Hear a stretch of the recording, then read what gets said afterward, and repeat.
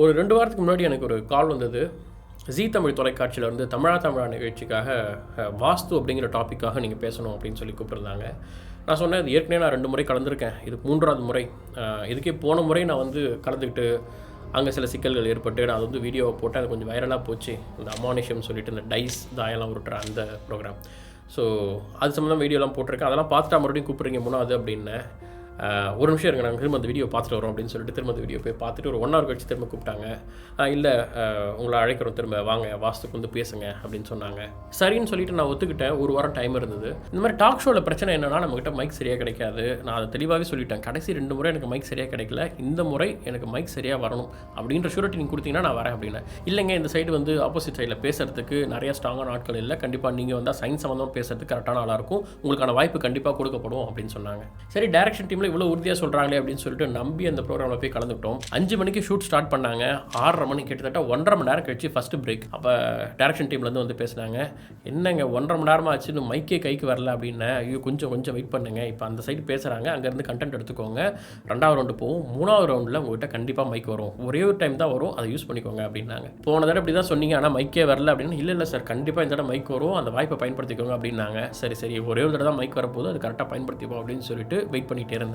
அதேமாதிரி பிரேக் முடிஞ்சு ஷோ ஆரம்பிச்சது. 6:45 மணி 7:45 ஆச்சு, மணி 8 ஆச்சு. அதாவது இந்த 3 மணி நேரம் பார்த்தீங்கன்னா இந்தாண்ட வாஸ்து பற்றி இவங்க எக்ஸ்பிளைன் பண்ணிட்டு இருந்தாங்க. இந்தாண்ட இருக்கவங்க அந்த வாஸ்துலாம் அங்கே செஞ்சு பார்த்தோம், வீட்டில் ஒன்றுமே நடக்கல அப்படின்னு பேசிட்டு இருந்தாங்க. திரும்ப கேள்வி, இந்த பக்கம் என்ன வந்தது, நான் இருக்க பக்கம் அப்படின்னா, வாஸ்துபடி நீங்கள் இதை செஞ்சீங்க, நடக்கல அப்படிங்கிறத சொல்லுங்கள் அப்படின்றாங்க. நம்ம என்ன சொல்ல முடியும், நம்ம இது வரைக்கும் வாஸ்துபடி எதுவும் பண்ணது கிடையாது. அந்த மாதிரி நிறைய விஷயங்கள் வந்து வாஸ்துவால் நீங்கள் உங்களுக்கு வந்த நஷ்டத்தை பற்றி சொல்லுங்கள் அப்படின்னும் போதெல்லாம் நம்ம எதுவுமே பேச முடியாமல் சைலண்டாக தான் உட்காந்துருந்தேன். கடைசியாக ப்ரோக்ராம் முடிய போகுது, 8:30 மணிக்கு ஷோ முடிய போகுது. 8 மணிக்கு வந்து டாக் பேக்கில் சொல்லியிருப்பாங்க போல இருக்குது பின்னாடி டைரக்ஷன் டீமில். கரெக்டாக நேராக மைக்கை நம்மகிட்ட கொடுத்து, இவங்க பேசுனதில் என்ன அபத்தம் இருக்குது அப்படின்னு சொல்லுங்கன்னு கரெக்டாக நம்மளை பார்த்து கேட்டாங்க. சரி, ஓகே, டைரக்ஷன் டீமில் சொல்லியிருப்பாங்க போல இருக்குது அப்படின்னு சொல்லிட்டு மைக்கை வாங்கினேன். வாங்கி நான் பேசுனது கிட்டத்தட்ட 15 நிமிஷம். ஆக்சுவலாக அவங்க நான் பேசும்போது 15 நிமிஷம் அப்படிங்கிறது எனக்கு ஃபீல் ஆகலை. ஆனால் ஆடியன்ஸ் சைட்லேருந்து ஒரு வீடியோ எடுத்துருந்தாங்க, அந்த வீடியோ கிளிப் என்கிட்ட இருக்குது. அதில் பார்க்கும்போது கிட்டத்தட்ட 15 நிமிஷம் நான் பேசியிருக்கேன். அதாவது 15 நிமிஷம் நான் மைக்கை ஹோல்ட் பண்ணி நான் கொஸ்டின் கேட்டேன், அங்கேருந்து அவங்க ஆன்சர் பண்ண முடிக்கிறாங்க. திரும்ப நான் 2வது கொஸ்டின் கேட்குறேன், அங்கேருந்து ஏதோ சொல்லி ட்ரை பண்ணுறாங்க, பட் ஒர்க் அவுட் ஆகலை. மறுபடியும் கொஸ்டின் கேட்குறேன். இந்த மாதிரி 4 கொஸ்டின்ஸை கேட்டிருக்கேன் நான். அப்போ ஒரு மொத்தமாக என்னுடைய கான்வர்சேஷன் 15 நிமிஷம் அந்த வீடியோவில் இருந்தது. 8:30 மணிக்கு ஷூட் முடியுது. கன்க்ளூஷனாக பார்த்தீங்கன்னா 2 பக்கம் பேசினவங்களுக்கு கிஃப்ட்லாம் கொடுத்தாங்க. அதில் எனக்கு கூட்டு கொடுத்தாங்க. ஓகே, ஒரு தடவை மைக் வந்தாலும் ஒரு தடவை பேசினாலும் நல்லா பேசணும் அப்படின்னு சொல்லிட்டு கொடுத்தாங்க. ஓகே அப்படின்னு இருந்தது. இப்போ என்னன்னா, இந்த ஷோ வந்து போன ஞாயிற்றுக்கிழமை 17 ஏப்ரல் 2022 அன்றைக்கி டெலிகாஸ்ட் ஆச்சு. என்னோட எக்ஸ்பெக்டேஷன் என்னன்னா, 15 நிமிஷம் அப்படின்னா இவங்க எடிட் பண்ணி எப்படியும் ஒரு 6-7 நிமிஷமாக போடுவாங்க அப்படிங்கிற மைண்ட் செட்டில் நான் இருந்தேன். ஆனால் ரிலே ஆனது வெறும் 2.5 நிமிஷம் தான். டெலிகாஸ்ட் ஆனால் அந்த 2.5 நிமிஷம் வீடியோ நீங்கள் பார்த்துருப்பீங்க. நான் கேட்ட கேள்விக்கு அங்கேருந்து ஒரு பதில் வந்திருக்காது. கிட்டத்தட்ட 15 நிமிஷம் நான் பேசும்போது அந்த சைடு பின் ட்ராப் சைலண்ட் தான் இருந்தது. சரி, வாஸ்து நிபுணர்கள் அங்கே இருக்கும்பொழுது அவங்களால பதில் சொல்ல முடியாதபடி 4 கேள்வி கேட்டேன். அது என்ன கேள்வி மற்றும் வாஸ்து சம்பந்தமாக, வாஸ்து உண்மையா பொய்யா நீங்கள் ரொம்ப நாளாக கேட்டுட்டு இருந்தீங்க, அதுக்கான சரியான தருணம், வாஸ்து உண்மையா பொய்யா, அதுக்கு பின்னாடி அறிவியல் இருக்கா அப்படிங்கிறதெல்லாம் பார்க்கலாம். வணக்கம், நான் உங்கள் மிஸ்டர் ஜிகே.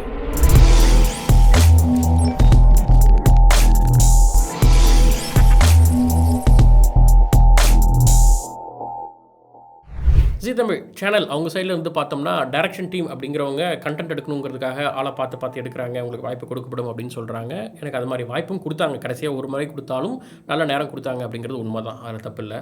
அதே மாதிரி கருபழனியப்பன் அவர் தான் அந்த ஸ்பாட்டில் யார் எந்தெந்த கேள்விக்கு பதில் சொல்லணும், என்ன மாதிரியான கேள்விங்கிறத முடிவு பண்ணுறதால டைரக்ஷன் டீம் வந்து ஓரளவு தான் இன்வால்வ் பண்ண முடியும், அவங்களால பெருசாக இன்வால்வ் பண்ண முடியாது. அதே மாதிரி கடைசியாக எனக்காக ஒரு டைம் அவங்க வந்து புஷ் பண்ணி அவர் மூலமாக கொடுத்தது அப்படிங்கிறதும் நடந்தது. இப்போ இன்னொன்று, எடிட்டிங் டீம் 3.5 மணி நேரம் ஃபுட்டேஜை வந்து 1 மணி நேரம் ஆக்கணும் போது கண்டிப்பாக 15 நிமிஷம் நான் பேசுறதெல்லாம் போட வாய்ப்பே இல்லை அப்படிங்கிறதால சுருக்குனாங்க. ஸோ ஓவராலாக போன முறையை விட இந்த முறை பெட்டராக தான் இருந்தது. அவங்களால முடிஞ்சதை அவங்க பண்ணாங்க, என்னால் முடிஞ்சதை நான் பேசினேன். இந்த மாதிரி டாக் ஷோ ரெகுலராக போகிறதால கிடைக்கிற அனுபவம் மூலமாக கற்றுக்கிட்டது என்னன்னா, நாம் ஒன்று ப்ரிப்பேர் பண்ணிக்கிட்டு எழுதி வச்சுட்டுலாம் போய் அங்கே பேச முடியாது. அங்கே என்ன பேசுகிறாங்களோ ஸ்பாட்டில் அங்கே இருந்தால் நம்ம கண்டென்ட் எடுத்து பேசுகிற மாதிரி இருக்கும். அது போல தான் இங்கே வந்து 3 மணி நேரம் அவங்க பேசினாங்க. அதுலேருந்து அவங்க பேசின வார்த்தைகள், அங்கே இருந்துட்டு அவங்க சயின்ஸ்னு சொல்லிட்டு எக்ஸ்பிளைன் பண்ண விஷயங்கள், அதுலேருந்து பாயிண்ட் எடுத்துக்கிட்டு தான் அதை திரும்ப கேள்வியாக கேட்டேன். அவ்வளோதான். அங்கே ஷூட் நடக்கும்போது முதல் 3/4 மணி நேரம் அவங்கள தான் பேச விட்டாங்க, வாஸ்து நிபுணர்களில். அவங்க பேசும்போது பார்த்தீங்கன்னா வாஸ்து பற்றி சொல்லுவாங்கன்னு பார்த்தா எல்லாருமே பயன்படுத்தினது பார்த்தீங்கன்னா நிறைய அறிவியல் வார்த்தைகள். பூமி வந்து இத்தனை டிகிரி சாஞ்சிருக்குங்கிறாங்க, வடகிழக்கில் சாஞ்சு சுற்றுது அப்படிங்கிறாங்க, காஸ்மிக் ரேஸுங்கிறாங்க, மேக்னெட்டிக் வேவ்ஸுங்கிறாங்க, என்னென்னமோ அந்த பாசிட்டிவ் எனர்ஜி, நெகட்டிவ் எனர்ஜி, எர்த்தோடைய கிராவிட்டி, இதெல்லாம் பார்த்து இந்த வாஸ்துங்கிறது எவ்வளோ சயின்ஸுங்கிறத பற்றி எல்லாரும் பேச ஆரம்பிச்சிட்டாங்க. ஆஹா, நம்ம கண்டென்ட் சூப்பராக கிடைக்குது அப்படின்னு சொல்லிட்டு பொறுமையாக நான் வந்து கேட்டுட்டு இருந்தேன். சரி, அவங்ககிட்ட நான் கேட்டேன் 4 கேள்விகள். என்னென்னா, முதல் கேள்வி வந்து அங்கே குரூப்பில் ஒருத்தர் வந்து அதிகமாக வந்து சயின்ஸ் காந்த காந்தவியலை பற்றி. பூமியே வந்து ஒரு காந்தம், வடக்குங்கிறது அவ்வளோ முக்கியம், காந்தத்திலே பார்த்தீங்கன்னா 5 வகையான காந்த அலைகள் இருக்குது, அப்படி இப்படி நிறைய பேசிகிட்டே இருந்தார். ஸோ மைக் வந்து முதல்ல அவர்கிட்ட தான் நான் கேட்டேன், 5 வகையான காந்த அலைகள்ங்கிறீங்களா, அது என்ன 5 வகையான காந்த அலைகள்? எந்த ஒரு ஆன்சரும் இல்லை. சரி, வடக்கு சொல்கிறீங்க, காந்தவியல்ங்கிறீங்க. அப்போ தான் வந்து இந்த கேள்வி கேட்டேன். அதாவது போன வீடியோ, இந்த வீடியோக்கு முன்னாடி வந்து ஒரு வீடியோ போட்டிருப்பேன், மக்கள்கிட்ட போய் கேட்டிருப்பேன். காம்பஸில் திசை காட்டியில் வந்து நார்த் சைடு வந்து நார்த்தை காட்டுது, எப்படி காட்டுது? சவுத் வந்து சவுத்தை காட்டுது, எப்படி காட்டுது? நம்ம படித்ததெல்லாம் வந்து ஒரே திசை வந்து எதிர்க்க தானே செய்யணும், எதிர் திசைகள் தானே இருக்கும். அப்போ எப்படி காம்பஸோடைய நார்த் சைடு மறுபடியும் நார்த் சைடே எப்படி ஈர்க்கப்படுது, நார்த் சைடு எப்படி காட்டுது அப்படிங்கிறத கேட்டேன். இதுதான் வந்து நம்ம போன வீடியோவாக போட்டோம். போன வீடியோவில் முழுக்க இதை தான் பார்த்தோம். இந்த கேள்வி நான் வந்து வாசு சைடு கிடையாது, நம்ம சைடில் உட்காந்துருக்கட்டும் கேட்டேன். 2 சைடில் வந்து எந்த ஒரு ஆன்சரும் இல்லை. இது நம்ம 5வது 6வது படிக்கும்போது ஸ்கூல் புக்லேயே வரும். ஜியாகிரபிக் நார்த் சவுத் அப்படிங்கிறது வேற, மேக்னெட்டிக் நார்த் சவுத் அப்படிங்கிறது வேற.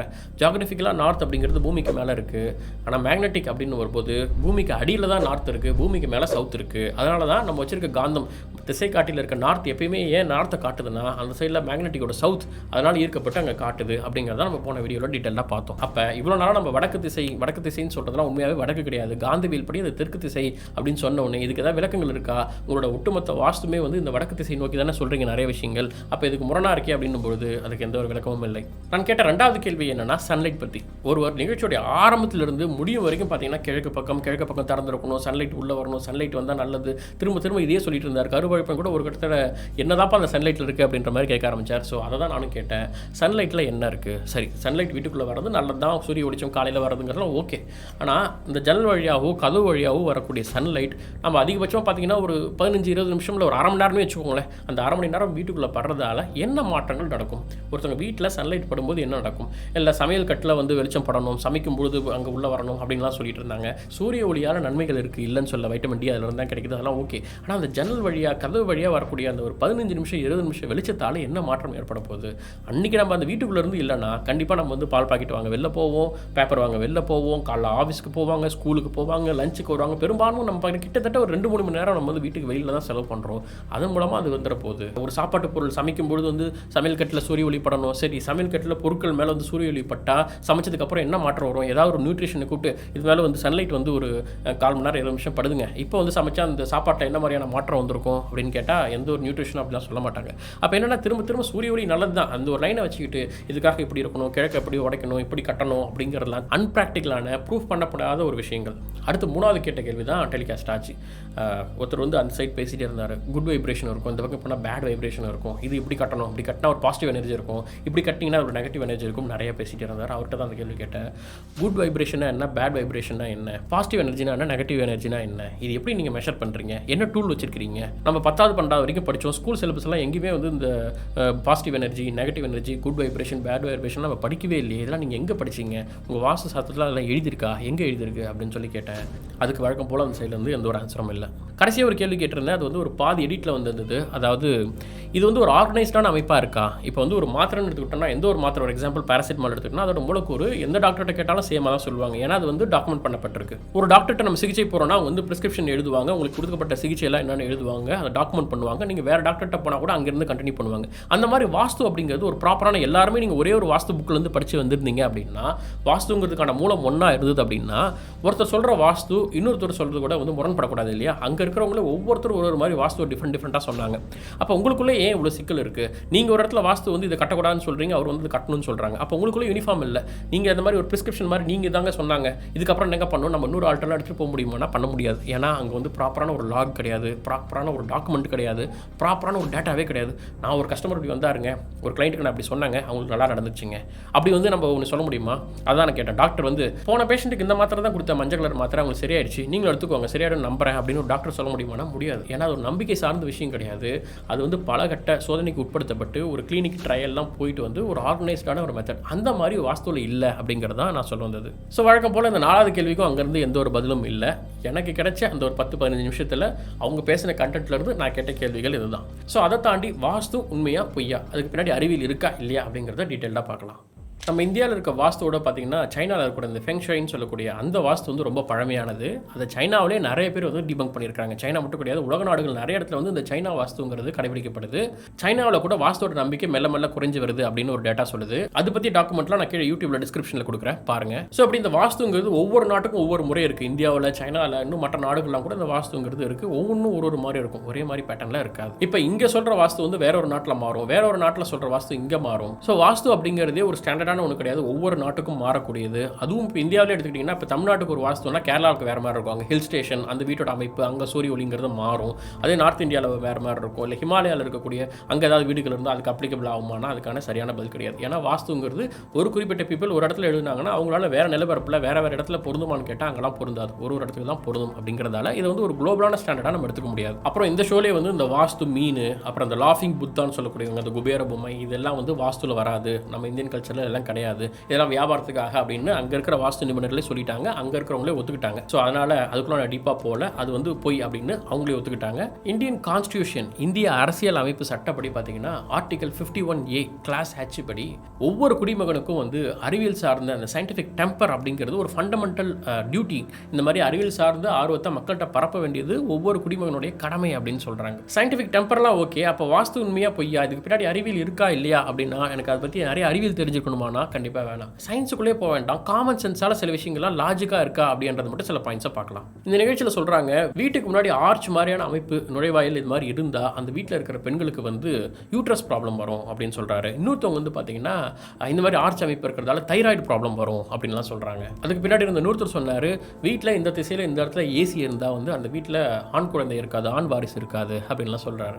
இப்போ காமன் சென்ஸோட கொஞ்சமாக யோசிச்சு பாருங்களேன், இந்த யூட்ரஸ் பிரச்சனை அப்படிங்கிறது எப்போ வந்தது? தைராய்டு அப்படிங்கிறது அப்படி ஒரு இஷ்யூ இருக்குங்கிறத நம்ம எப்போ கண்டுபிடிச்சோம்? அட்லீஸ்ட் ஏசி அப்படிங்கிறத நம்ம எப்போ கண்டுபிடிச்சோம்? வாஸ்துல ஏசி இங்கே இருந்தால் அப்படி குழந்தை பிறக்காதுன்னு வாஸ்துல மென்ஷன் ஆயிருக்க வாய்ப்பு உண்டா? தைராய்டு பிரச்சனையை வந்து வாஸ்துல மென்ஷன் பண்ணியிருக்கிறதுக்கு வாய்ப்பு உண்டா? இதை தான் நான் உங்கள்கிட்ட கேட்டேன். வாஸ்து சாஸ்திரத்தில் ஏசி அப்படிங்கிறது எங்கே மென்ஷன் ஆயிருக்கு? தைராய்டு அப்படிங்கிறது எங்கே மென்ஷன் ஆயிருக்கு? காந்தவியல், காந்தம், வடக்கு தெற்குங்கிறது எங்கே மென்ஷன் ஆயிருக்கு நான் கேட்டேன். எனக்கு சரியாக சொல்லுங்க, எந்த சாப்டரில், எந்த பக்கத்தில், எந்த இடத்துல இதை பற்றிய குறிப்புகள் இருக்குது அப்படின்னு கேட்டேன். இதே தான் கருப்பொழிப்பங்க கேட்டார். ஏங்க அவர் சிம்பிளாக தானே கேட்குறாரு, எந்த சாப்டரில் நீங்கள் எங்கே படிச்சிங்கன்னு சொல்லுங்க அப்படின்னு கேட்டால் ஒருத்தரும் வாய் திறக்கல. அப்போ என்னன்னா, எந்த ஒரு ரெஃபரன்ஸுமே இல்லாமல் வாயில் வரதை சொல்கிறது. அதாவது அவங்க அனுபவத்தில் வந்து இப்படி இருக்கிறவங்களுக்கு இப்படி நடந்திருக்கு, ஓ இந்த வீட்டுக்கு இந்த வீட்டில் இப்படி இருக்குது, அவங்கள பார்த்து 2-3 கிளைண்ட்ஸை வச்சு இது இருந்தால் இப்படி இருக்கும்னு அவங்களே ஒரு தேரி அசியூம் பண்ணுறாங்க. இப்படி தான் ஒவ்வொரு வாஸ்து நிபுணரும் அவங்களோட ஓன் தேரி அவங்க பார்த்த கிளைண்ட்ஸை வச்சு ஒரு பிம்பத்தை உருவாக்கியிருக்கிறாங்க. இதுக்கான சால்டான ப்ரூஃப் எங்கே ஆதாரம்னு கேட்டால் அதுக்கான ஆதாரமே கிடையாது. சரி, இதை நீங்கள் சிம்பிளாக யோசிச்சு பாருங்கள். நீங்கள் ஒரு பைக் ரிப்பேர் ஆனாலோ இல்லை வந்து ஒரு கார் ரிப்பேர் ஆனாலோ, ஏங்க ஒரு மிக்ஸி ஜார் ரிப்பேர் ஆனால் கூட இது ஏங்க சரியாக சுற்றலைன்னா, இது என்னங்க புஷ் போயிடுச்சா, இங்கே என்னங்க வாஷரா, இதை மாற்றணுமா, எவ்வளோ கேள்வி கேட்போம். எங்க ஒரு ஏசி வச்சா இந்த இடத்துல வீட்டில் ஆண் குழந்தை பிறக்காதுன்னு சொல்கிறாருன்னா என்ன லாஜிக் இருக்குது? ஏங்க மிக்ஸி சரியாக சுற்றலைன்னா உங்கள் வீட்டில் வந்து பாசிட்டிவ் எனர்ஜி இல்லை, அதனால தான் சரியாக சுற்றலன்னு சொன்னால் நீங்கள் எப்படி அந்த மிக்ஸி ரிப்பேர் பண்ணுறவரை நீங்கள் எப்படி பார்ப்பீங்க?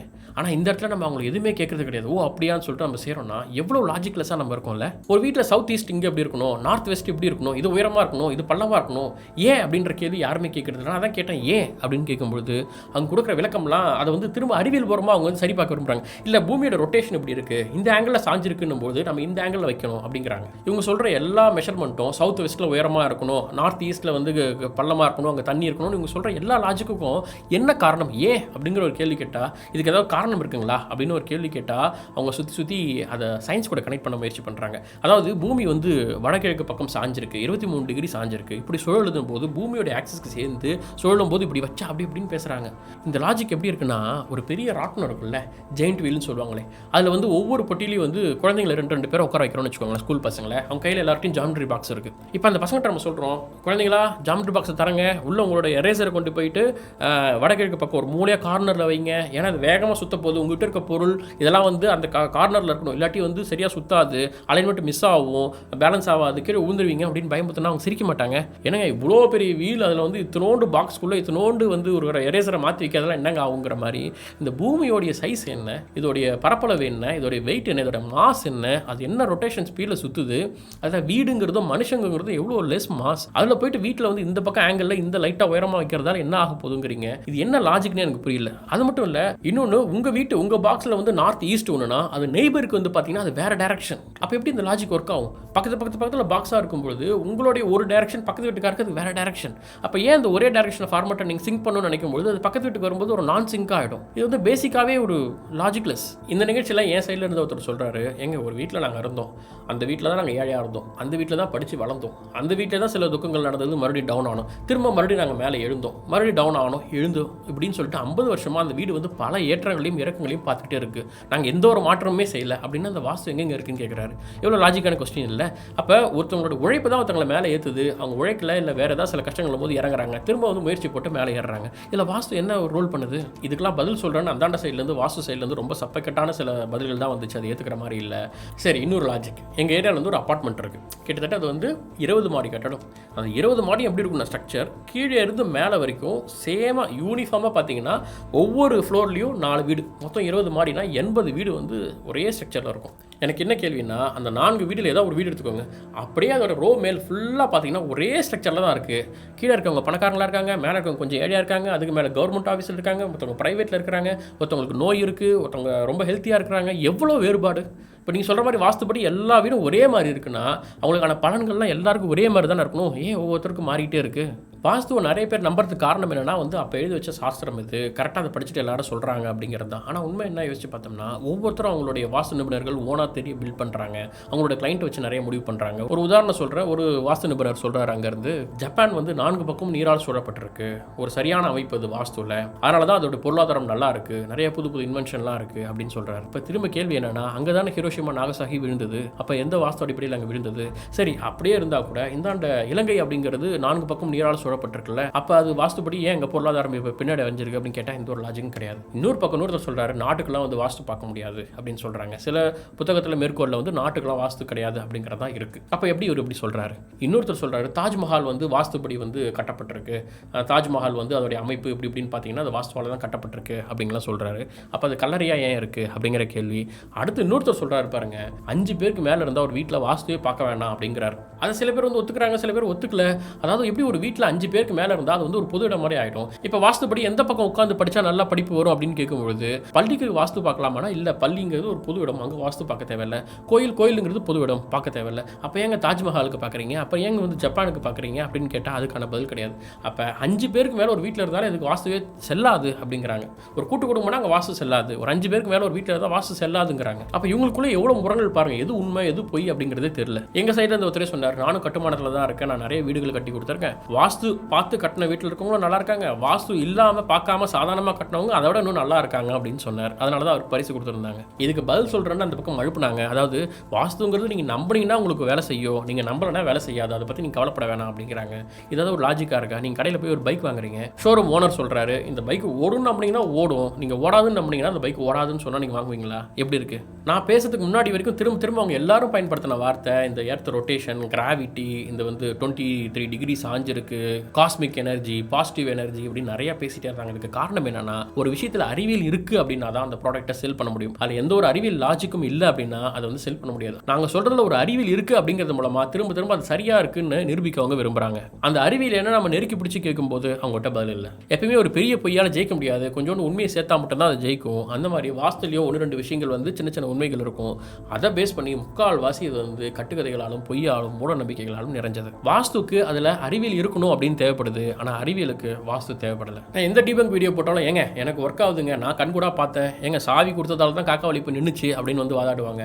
சாவியை கொடுத்தாலும் கொடுக்காட்டியும் வலிப்பு அப்படிங்கிறது ஆவரேஜா 5 நிமிஷத்துல வந்து 10 நிமிஷத்துல தானா சரியாயிடும். அது கொடுத்ததால தான் நடந்தது அப்படின்னு நீங்க நினைக்கிறது தவறு. அதே போல வாஸ்துல எங்க வீட்டில் இந்த இடத்துல நான் அந்த டைரக்ஷன்ல ஒரு விளக்கு வச்சேன், நான் காலையில் எழுந்தோடனே இங்கே வந்து ஒரு தண்ணி இதில் வச்சு அதில் வந்து பூ போடுவேன், இல்லை இதில் லெமன் போடுவேன், இல்லை வாஸ்து மீன் வச்சிருக்கேன், இல்லை லாஃபிங் புத்தா வச்சிருக்கேன், இல்லை எங்கள் வீட்டில் வந்து இந்த அமைப்பை நான் மாற்றி வச்சிருக்கேன், அதனால தான் எனக்கு நிறைய நல்லது நடக்குது, இல்லை அதனால தான் நான் மாற்றி அமைச்சிட்டேன், இதனால தான் எனக்கு கெட்டது நடக்குதுன்னு நீங்கள் நினைக்கிறது எல்லாமே பர்னம் எஃபெக்ட் அப்படின்னு சொல்லுவாங்க அறிவியலில். உதாரணத்துக்கு இன்றைக்கி வந்து நீல கலர் ட்ரெஸ் மட்டும் போட்டுறாதீங்க, நீல கலர் ட்ரெஸ் போட்டால் அன்றைக்கி உங்களுக்கு வந்து நல்லது நடக்காது அப்படின்னு சொல்லிட்டாங்கன்னா, இன்றைக்கி நீல கலர் ட்ரெஸ் போட்டதுக்கப்புறம் அன்றைக்கி காலையிலேருந்து நிறைய நல்ல விஷயங்கள் நடந்திருக்கும், ஆஃபீஸில் கூட வேலையெல்லாம் கரெக்டாக முடிஞ்சிருக்கும், எல்லாமே பர்ஃபெக்டாக இருக்கும். லைட்டாக அவங்க கால் லைட்டாக இடறி இருந்தால் கூட அந்த நீல சட்டை சொன்னாங்களே அதனால தான் நடந்திருக்கு அப்படின்னு சொல்லிட்டு ஒரு டிஸ்கிரிப்ஷன் வரையறை கொடுக்கும்போது அது நமக்கு எப்போ மேட்ச் ஆகும்னு பார்த்துட்டே காத்துட்டு இருந்து அது நடக்கும்போது ஆமாம் மேட்ச் ஆகிடுச்சு எனக்கு நடக்குதுன்னு நினச்சிக்கிறோம் இல்லையா?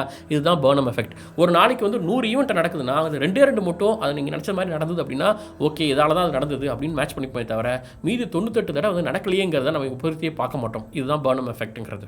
இது ஏன்னா மூளை தன்னைத்தானே ஏமாத்திக்க விரும்பாது. இல்லை நான் பண்ணுறது சரிதான் அப்படிங்கிறத ஒரு பேக் ஃபயர் எஃபெக்ட் மூலமாக திரும்ப நிரூபிக்க முயற்சி பண்ணும். இல்லை அதையும் தாண்டி நீங்கள் வாஸ்துவை நம்புறீங்க அப்படின்னா உங்கள் வாஸ்து நிபுணர்கிட்ட நீங்கள் கேட்க வேண்டிய ஒரு 4 முக்கியமான கேள்வி. வாஸ்துவை நீங்கள் ப்ரெடிக்ட் பண்ண முடியுமா? எங்கள் வீடு இந்த பொசிஷனில் இப்படி இருக்குது, இது இப்படி மாற்றினா என்ன நடக்கும், எத்தனை நாளில் நடக்கும், என்ன மாதிரியான மாற்றம் நடக்கும் அப்படின்னு சரியாக உங்களால் எழுதி தர முடியுமா? அடுத்த கேள்வி, வாஸ்து வந்து ஒரு ப்ராப்பராக ஒர்க் ஆகிற ஒரு மெக்கானிசம், அதுக்கு முன்னாடி ஒரு சயின்ஸ் இருக்குது அப்படின்னா இதை ரெப்ளிகேட் பண்ண முடியுமா? இந்த மாதிரி ஒரு வீடு இருக்குது, இதை எப்படி மாற்றி அமைச்சா இது நடக்கும். சரி, இப்போ இது அப்படியே ரிவர்ஸ் பண்ணால் திரும்ப 12 மணிக்கு போகுமா? இல்லை ஒரு வீட்டில் இது இப்படி பண்ணாங்க அது நடந்ததுன்னா அதே எஃபெக்டை திரும்ப இங்கே கொண்டாட முடியுமா? ரிப்ளிகேட் பண்ண முடியுமா? நான் ஏற்கனவே சொன்னலையா, ஒரு அப்பார்ட்மெண்ட்டில் 20 மாடி பில்டிங்கில் இருக்கிற எல்லாருக்கும் ஒரே வீடு அமைப்பனா ஏன் எல்லாருக்கும் ஒரே ரிசல்ட் வரல அப்படிங்கிற கேள்விலாம் அவர்கிட்ட கேட்கணும். அடுத்தது அறிவியலில் பியர் ரிவ்யூ அப்படின்னு சொல்லுவாங்க. அதாவது ஒரு நிபுணர் ஒரு கருத்து சொல்கிறாருன்னா எல்லா நிபுணர்களும் கிட்டத்தட்ட ஒரே விஷயத்த சொல்கிறாங்களா, ஒவ்வொருத்தரும் முரண்பாடு இருக்கா, அதை அவங்ககிட்ட கேட்கணும். எங்க நீங்கள் இப்படி சொல்கிறீங்க, அவர் அப்படி சொல்கிறாரு, எதுங்க உண்மை, நீங்கள் எங்கே படிச்சிங்க, இது எங்கெங்கே இருக்குது, எங்கிட்ட கொஞ்சம் காட்டுங்க, பார்த்துட்டு எங்களுக்கு கொஞ்சம் சாட்டிஸ்ஃபைடாக இருக்கும். ஏன்னா இவ்வளோ லட்சம் செலவு பண்ண போகிறோம், இவ்வளோ இடிச்சு கட்ட போகிறோம் போது இதுக்கான ஆதாரம் எங்கே அப்படிங்கிட்ட கேட்டிங்கன்னா, இல்லை நீங்கள் சொல்கிறது வந்து வேற ஒரு வாஸ்து நிபுணர் இல்லை வேற ஒருத்தரும் ஒத்து போகிறாங்களா அப்படிங்கிறதுலாம் ஒரு பியர் ரிவ்யூ மாதிரி ஒரு ப்ராசஸ் இருக்கா அப்படிங்கிறத நீங்கள் செக் பண்ணணும். சரி, எப்படி இந்த 3 கேள்விக்கு பதில் வராது. இதெல்லாம் தாண்டி கடைசியாக நீங்கள் கேட்க வேண்டிய கேள்வி என்னன்னா, உங்களுடைய BMW கார் எங்கே அப்படிங்கிறது தான். அதாவது யூடியூப்பில் how to get a million view அப்படின்னு சர்ச் பண்ணிங்கன்னா சில வீடியோஸ்லாம் வரும். பார்த்தா 100 வியூ 150 வியூ இருக்கும். அது மாதிரி வாஸ்துவில் எப்படி பண்ணால் அப்படி ஆயிடலாம் எப்படி ஆயிடலாம்னு சொல்கிற எல்லாரும் பார்த்தீங்கன்னா சைக்கிள்லையோ பஸ்ஸில் தான் வருவாங்க தவிர அதை சரியாக கடைபிடிச்சிருந்தாங்க. செல்வம் கொழிக்கணும்னா இந்நேரம் அவங்க BMW தான் வந்திருக்கணும். அட்லீஸ்ட் அவ்வளோ பெரிய பணக்காரர்களாக கோடீஸ்வரர்களாக அந்த வாஸ்து நிபுணர்கள் இருந்தால் கண்டிப்பாக அவங்க சொல்கிறத ஓரளவாக நீங்கள் நம்பலாம். இந்த மாதிரி அறிவியல் சார்ந்து நம்ம நிறைய கேள்விகள் கேட்கும்போது அங்கிருந்து என்ன நம்ம சொன்னாங்க, எல்லாத்தையும் அறிவியலால் விளக்க முடியாது அப்படின்னு பொறுமையாக ஆரம்பித்தாங்க. எங்க இவ்வளோ நேரமாக நீங்கள் தாங்க அறிவியல் சொல்லிட்டு இருந்தீங்க, வாஸ்துக்கு பின்னாடி இவ்வளோ பெரிய அறிவியல் இருக்குன்னு அதை திரும்ப அறிவியல் மூலமாக நிரூபிக்க விரும்புனீங்க, கடைசியாக எதுக்கும் பதில் இல்லைன்னு போது எல்லாத்தையும் அறிவியலால் நிரூபிக்க முடியாதுன்னு சொல்லி முடிக்கிறீங்களே அப்படின்ட்டு நான் கேட்கல, கருவண்டை பண்ணி கேட்டார். ஒரு காலத்தில் காந்தம் எப்படி வேலை செய்யுதுன்னு தெரியாது. இயற்கையிலேயே பூமியில் காந்த கற்கள்லாம் உண்டு. அது ரொம்ப பவர்ஃபுல்லாக இருக்காது, பட் ஓரளவுக்கு காந்த தன்மை கொண்டதாக இருக்கும். ஆனால் அது எப்படி சரியாக வடக்கு திசையை நோக்கி நிற்குது அப்படின்னு தெரியல. அவங்க என்ன நினச்சாங்கன்னா, வடது திசையில் வந்து பார்த்தீங்கன்னா போல் ஸ்டார்னு சொல்லக்கூடிய துருவ நட்சத்திரம் இருக்கும். இந்த போல் ஸ்டார் துருவ நட்சத்திரம் தான் வந்து இந்த காந்தங்களும் இருக்குது, அதனால தான் அது வடக்கு நோக்கி நிற்குது அப்படின்னு எல்லாரும் நினச்சாங்க. அப்புறம் அறிவியல் மெல்ல வளர வில்லியம் கில்பர்ட் மாதிரியான ஆட்கள் வந்து இந்த பூமியே வந்து ஒரு காந்தம் தான், மேக்னெட்டிக் ஃபீல்டுன்னு இருக்குது, அதனால தான் காந்தங்கள் அந்த பக்கம் நோக்கி நிற்குதுங்கிறத சொன்னார். அப்போ ஏதோ ஒரு ஆரம்பம், ஒரு மூட நம்பிக்கையிலேருந்து அது எவால்வ் ஆகி அது மாற்றம் அடைஞ்சது. இன்னைக்கு வந்து இல்லை அந்த போல் ஸ்டாரால தான் வந்து காந்தங்கள் அதை நோக்கி நிற்குது நம்ம ஒத்துக்க முடியுமா? கருத்து மாறிடுச்சு. இல்லை ஆல்கமி அப்படின்னு சொல்லக்கூடிய ரசவாதம், ஒரு மூலப்பொருள் வந்து 100 மூலப்பொருளாக மாற்றுறது, தனிமங்களை மாற்றுறது, ஒரு கோல்டு தங்கத்தை உருவாக்குறதுன்னு சொல்லிட்டு நிறைய ஆராய்ச்சிகள் ஆரம்பத்தில் பண்ணாங்க. ஏன் நம்ம நியூட்டன் கூட ரசவாதத்தில் நம்பிக்கை கொண்டு அது மேலே ஆராய்ச்சிலாம் பண்ணார். அதுக்கு வந்து டிராகன் சொல்லக்கூடிய ஒரு பன்றியோ முதலையோ அதோட எலும்பு கூண்டெல்லாம் மேலே தொங்க விட்டு அதுக்குன்னு சில மந்திரங்கள் படித்து ஆல்கமிக்கான ஒரு மந்திர தந்திர பொருள்லாம் இருக்குன்னு சொல்லிட்டு அதை தேடி அலைஞ்சிட்டு இருந்தாங்க. இப்படி நிறைய மூட நம்பிக்கை கொண்டதாக இருந்தது தான் அந்த ஆல்கமி.